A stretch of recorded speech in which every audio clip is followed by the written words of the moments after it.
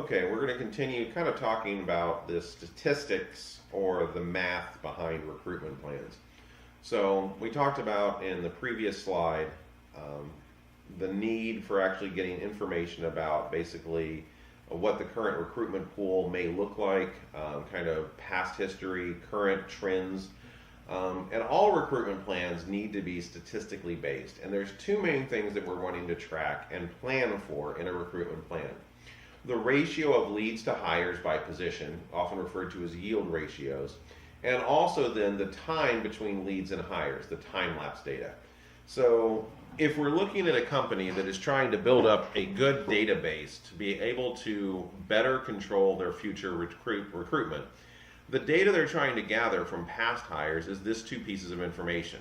What was the ratio of the previous hires and what was the time lapse data? So the yield ratios and time lapse. So basically, the first thing we ask is leads. So we want to know each time the company has actually made a job offering available at different levels in different ways, how many total people applied. So this is the leads. So for example, in the example I have here, we have 240 leads. Now, the next question is, of those leads, how many people were actually looked at further? In other words, how many people made it past the first cut? So in this case, we see that 40 people were actually invited in to interview at the company. So whatever selection techniques were being used past initial recruitment, so that initial screening resulted in a ratio of 6 to 1. So this gives us pretty good information. That ratio, that yield ratio, starts to give us information that we can now back calculate for future recruitment purposes. If we know how many people we want to hire, how many people do we need to get into our recruitment pool to make that hire likely? We also want to know time, so how long did it take to actually get those leads? So for the instance in this case, again, we have 240 applicants at the lead stage, of which 1 out of 6 of them actually made it to the next step, and it took 4 days between when the job opening was listed, the leads were generated, and that initial cut was made. So we move up to the next level. Now, invites. So 40 of those 240, 1 out of 6, were actually brought in for an intervention or an invitation to interview. This process then took about 5 days. So again, we're keeping track of this information for each and every recruitment. Now again, we ask how many of the people that were interviewed were actually given an offer. So again, the invites to offers is a 2 to 1. So for every 2 people that interviewed, 1 person was given an offer. We now look at that further interviews. So of the interviews, we're actually looking at, and I'm sorry, the invites to interviews, what that refers to, I apologize, is 40 people were invited, but only 20 of them accepted the invitation. So we have a 2 to 1 ratio between invites and interviews, and it took 5 days for that process to unfold. Now the interviews, of the 20 people that were interviewed, how many people were actually then made an offer? So again, we have a 2 to 1 ratio. For every 2 people that interviewed, 1 person was made an offer. And this took 3 days of interviewing. That takes us to the offers phase. We now have 10 people with an offer in hand. How many of those accepted, and how long did it take for that acceptance to occur? In this case, 1 out of 5 accepted the job offer, and it took 7 days for that process to unfold, resulting in 2 hires. So the total time at this point then is what we're interested in, and from the time of hire to them actually going onto the job is 21 further days. So what this information gives us is that if we have this yield ratio and time lapse data, we now have statistics and past research to make reasonable assumptions of how long a new search would happen. So for instance, if each HR now said in the same kind of job that this data was from, and it's now a year later, we need to hire 4 more people.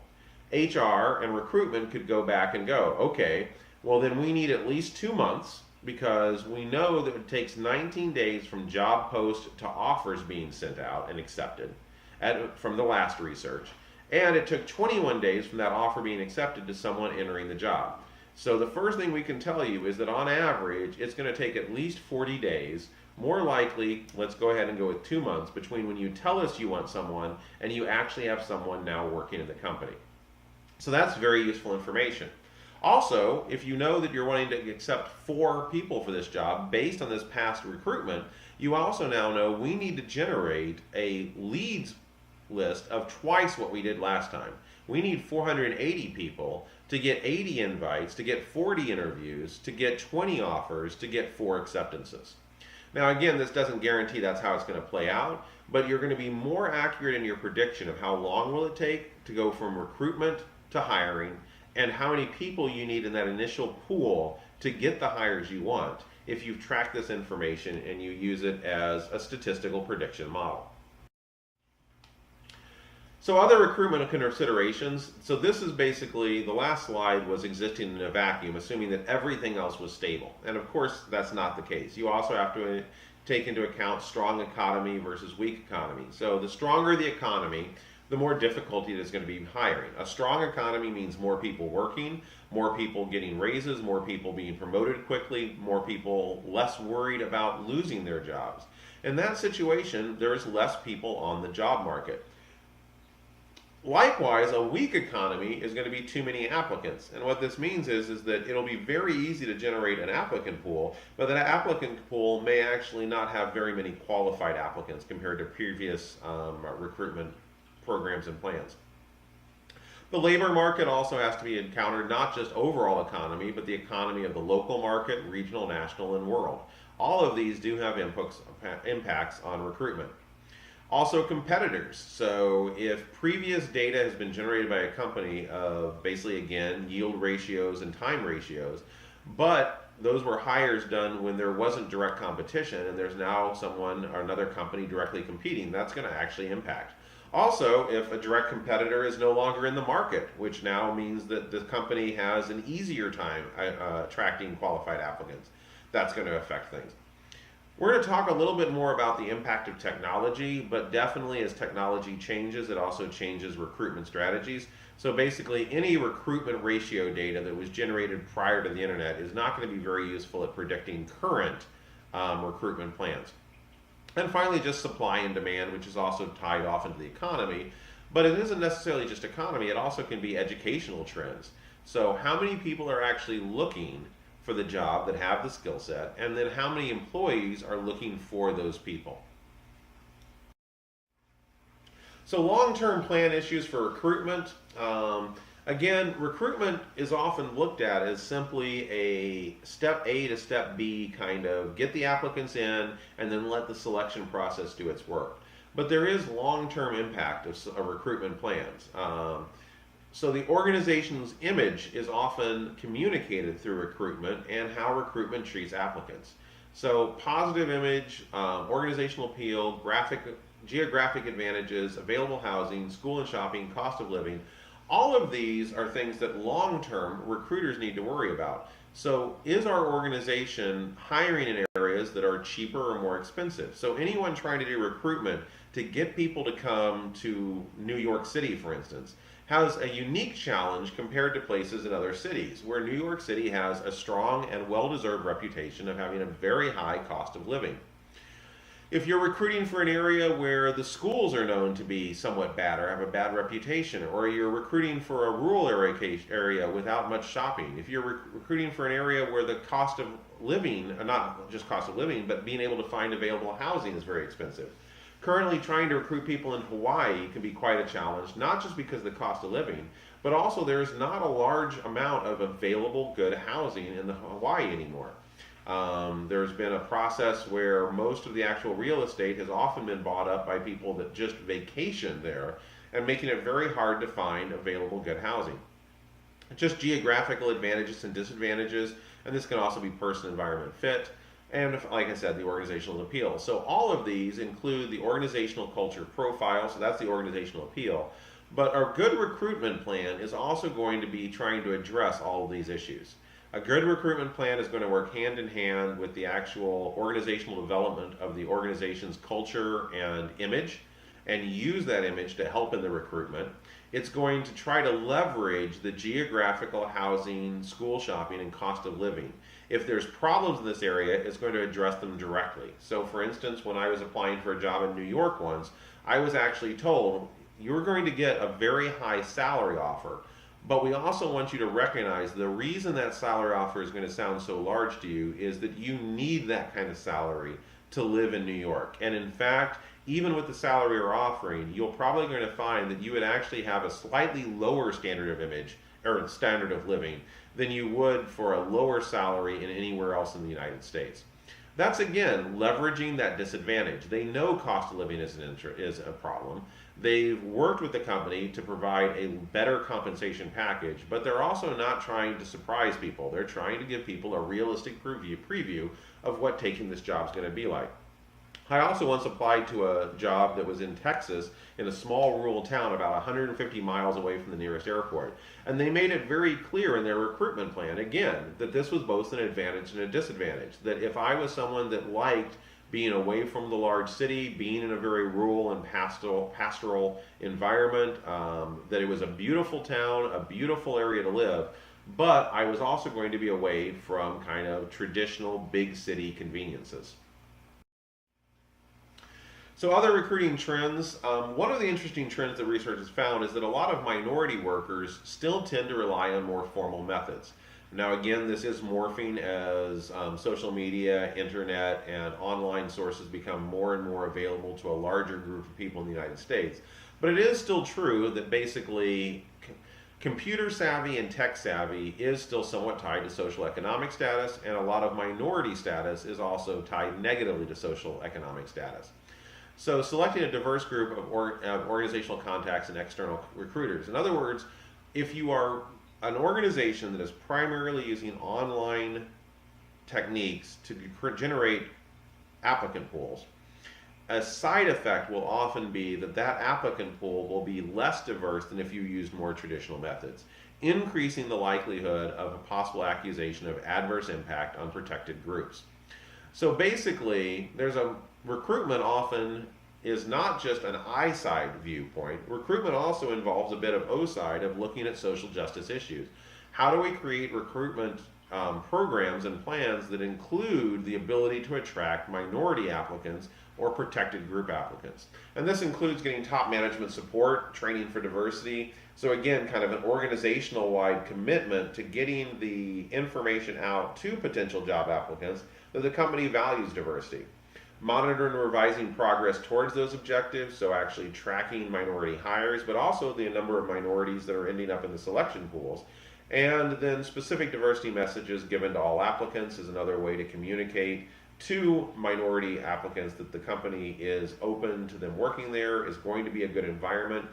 But again, the choice of methods of generating the actual recruitment pool will often be somewhat guided by these kind of EEOC considerations. So a lot of organizations will still, for example, use professional networks and often specifically ethnic or gender groups. So if you're hiring for engineers, an engineering company may specifically make sure that its job ads are also sent to an organization that focuses on minority engineering students or women engineering or women in STEM organizations to try to make sure that participant pool, that sample of potential applicants, is diverse to begin with. So barriers to successful recruitment for diversity applicants includes a lack of current diversity. So a lot of research has found that minority applicants often look at the current diversity.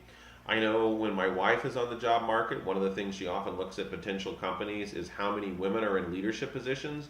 And example, for Psychological Associates, when she first went working there, the president was a woman, and she valued that very much as a sign that that company was open to women moving up into upper management. Lack of access to training and development. So if the organization has a reputation for not necessarily developing its employees, a lot of minority applicants are looking for companies that are willing to invest in their professional development. Also, lack of diversity in upper management. So if there is a fair amount of diversity, but again, that diversity does not extend into upper management, these are factors that create barriers, and applicants will be less likely to apply to jobs where they see these kind of red flags. So the management of recruitment is kind of an HR function, but basically it's about recording and controlling applicant flow. And part of this is to create those statistical models, for example, the yield ratio we talked about at the start of this lecture. But it's really mainly about just keeping accurate records. So logging all applications and resumes, keeping track of applicant activity, keeping track of correspondence. And again, there's ripples to these processes, though recruitment at its most basic level is simply generating a large pool of applicants for the selection process then to select and hire. Recruitment also has an important play in the perception of the company through the people that apply. So keeping up good correspondence with not only applicants but also that you're interested in, but also applicants that are going to be rejected. The handling of offers and acceptance. So basically recruitment is considered to be pretty much the entire process, to some degree including selection, up until the person is actually hired in the organization. So how offers are being made is often considered a part of recruitment. And again, keeping accurate records. How many offers were made? How many acceptances? How many of those acceptances involved negotiation? And what was the initial offer and the negotiated final package? And finally, records of closed applications should be kept for a reasonable length of time. Reasonable length of time can often vary depending on legal requirements from state to state and various local municipalities and their legal requirements. But generally, it is a good idea to keep records for 3 to 5 years as just kind of a rule of thumb, as a protection against potential challenges and the need for possibly creating evidence that there hasn't been any adverse impact in the recruitment process. So key metrics to monitor and track out of all this data. Again, we talked about this earlier, the time to hire, so the total time required from initial job posting to someone actually being given the job and starting to work.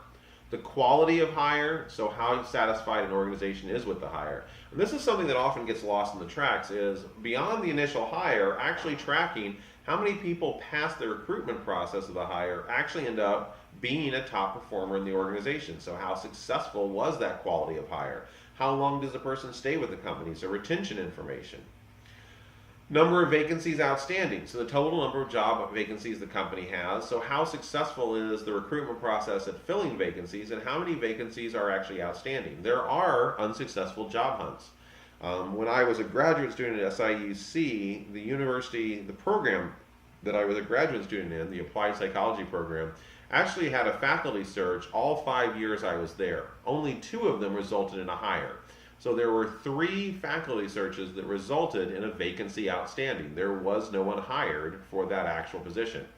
Now that might have been in one case where all 3 of the final applicants, the program decided they didn't like any of them and decided not to hire any of them. In other words, all 3 of them came in for a job talk and interviews, and none of them were found to be a good fit.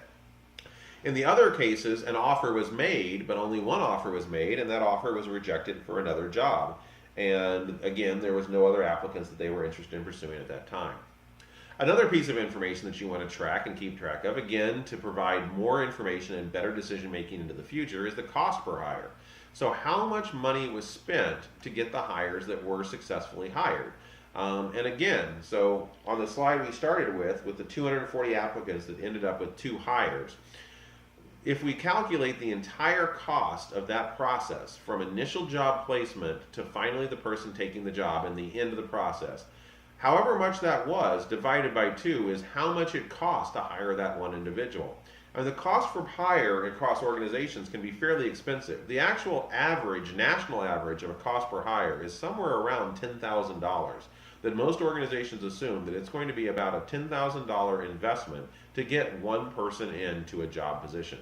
And that can definitely fluctuate from being much less for entry-level jobs to much, much more for higher-level jobs. And finally, recruit source effectiveness. In other words, tracking where the actual applicants came from. How many applicants came from job fairs? How many applicants came from professional networks? How many applicants came from referrals from current employees? And how many applicants came from online? This also lets you start to actually put dollar signs, in other words, utility analysis, of is this particular recruitment source worth the money that we're spending on it. So recruitment, successful interviews, just a few things that can influence the success of the recruitment process.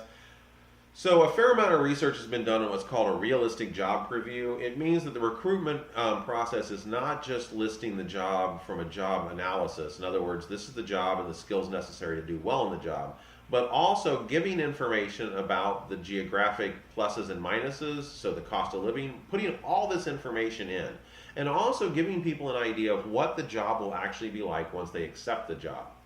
So a realistic job preview can also be done through the actual interview process. And a lot of successful interviews are viewed as being kind of a two-way street where the organization is learning about the individual, but the individual is also learning about the organization.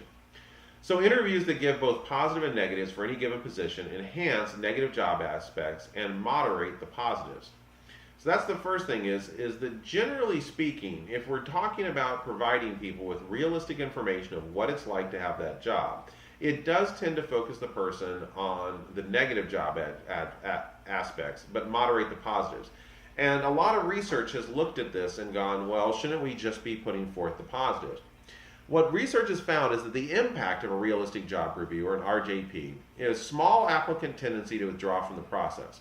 So that's the first thing we find, is that there actually is a greater tendency for applicants, a small group of applicants, to withdraw from the process at each level. We also find that job acceptance rates are lower. So again, if we looked at that initial model from the first slide from this module, we had 240 applicants at the start that then went down to 80, 40, 20, 10, and then 2, with 2 people being hired. If a realistic job preview was included in that, we would probably assume that that 240 wouldn't go to 80, it might go to 70. And that 70 might not go to 40, it might go to 30.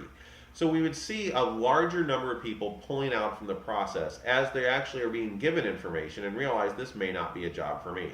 I mentioned that job down in Texas that gave me the realistic job preview of exactly what it was like to live in that town.